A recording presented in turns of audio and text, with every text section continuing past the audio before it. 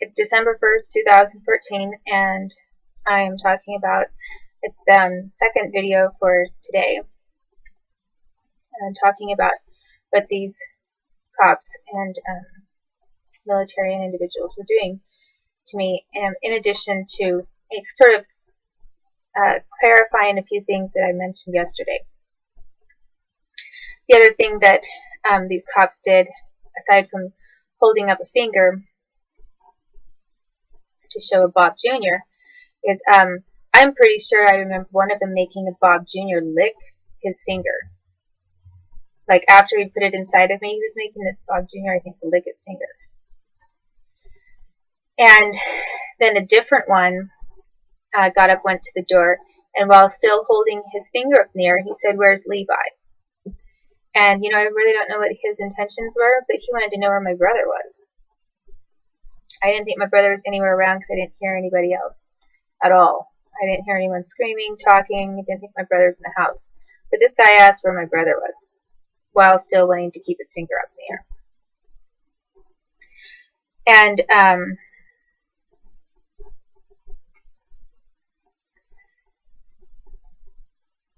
so the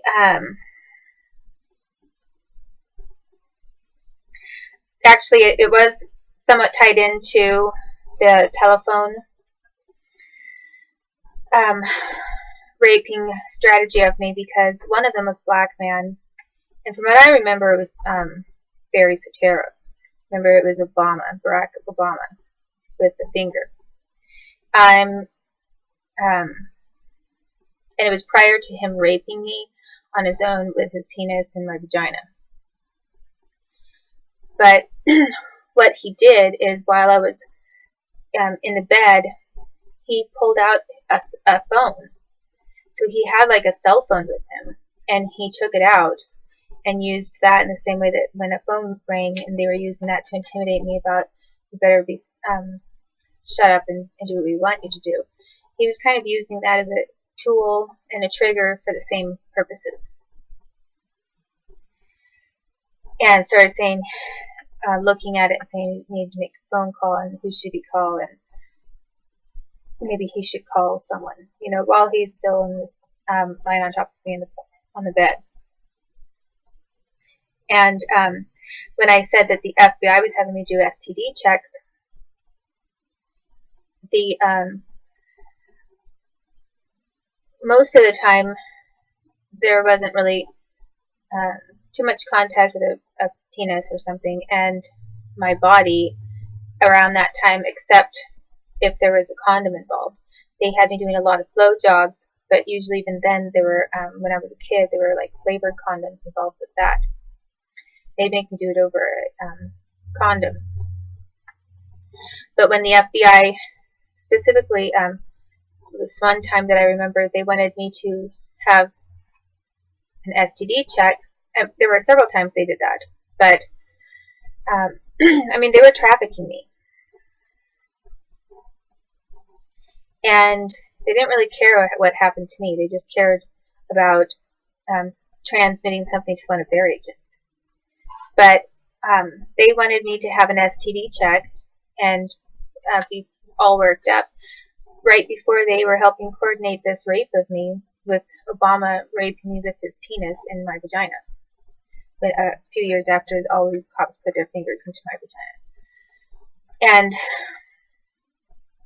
I believe that's because they knew and had premeditated a plan to have him attack me, and there weren't any condoms involved.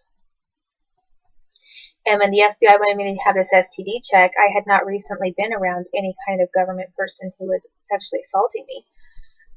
But that STD check was immediately prior to Obama raping me in a Seattle house.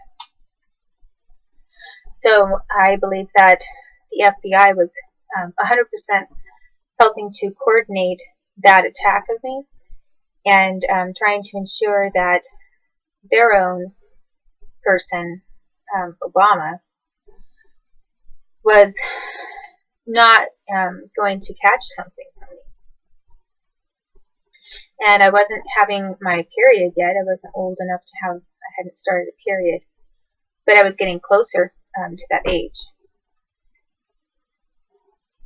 So the other thing that this one guy said when he's lying on top of me, tried to shame me, saying, "What's wrong with you? I'm married. I have a wife." Well, then the United States also had this other separate group, which is really going to sound maybe shocking, and it was a little bit strange, actually. But they had a group of American Iranians. And these were not Iranians. These were not like Iranian national men. They were Middle Easterners, and I say Iranian because that's what I remember. That's what I remember them being described as. Maybe one was Lebanese and one was from Saudi Arabia. But what I heard was that they were American Iranian, and they were in some way working for the United States government. And a group of them, separate from the cops and everything, came to my house as well, and they tried the same thing, and they instead of saying I have a wife, they were saying things like I have a girlfriend, and I was getting taught to trigger kind of reaction, same thing with cues and specific sequence of wording.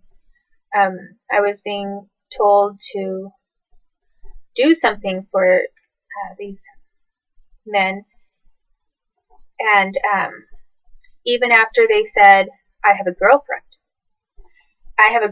was more like not a serious way to put me off. It was more like a way to make it sound like they were putting me off and shaming me, but it was a way to have me engage in sexual relations with them under threats, subconscious threats that they drilled into my mind for a very long time. So and they thought it was really funny. I remember they were laughing and joking about it at the time, because this was after people had worked on that specific strategy. And I do remember one of the Bob Juniors who was there at the time. He was also in the room. He looked kind of mad. I didn't see him always looking mad, but he looked sort of mad. And I'm not sure if he was mad at them and how they thought it was so hilarious what they were doing. And they were coordinating with other cops and like regular white American people. And I'm not sure if maybe this Bob Jr. in particular was mad at me, but I think he was kind of mad at them, because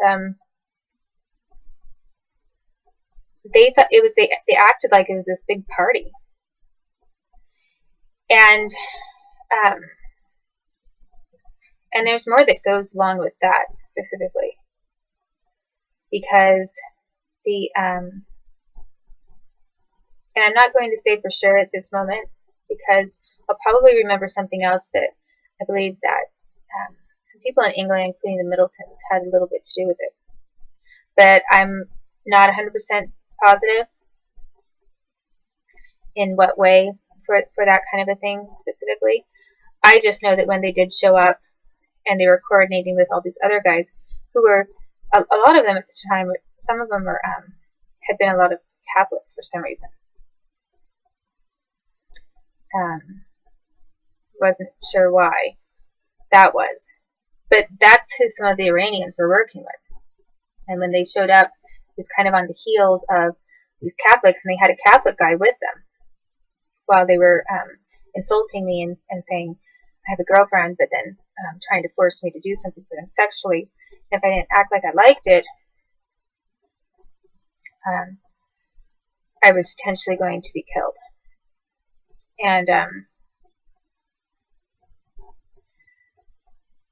so that is a slightly strange aspect to some of the things that were being done.